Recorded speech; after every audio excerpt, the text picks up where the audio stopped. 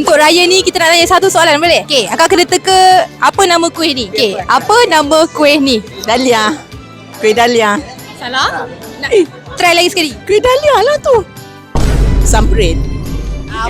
After second try.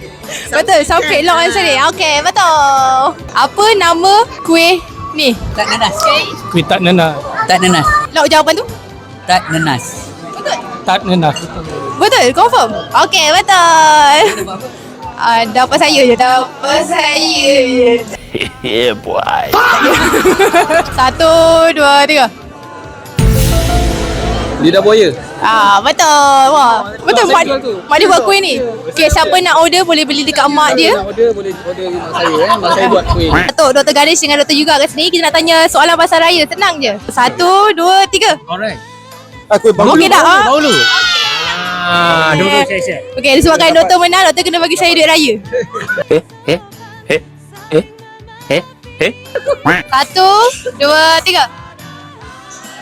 Okey dah. Dodoi ke? Dodoi. Okey. Dodoi tu kita Dodoi.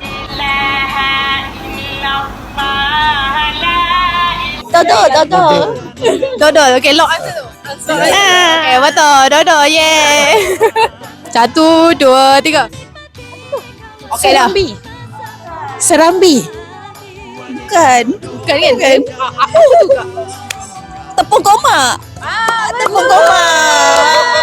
Tepuk tangan. Saya pun tak tahu jawapan dia sebenarnya.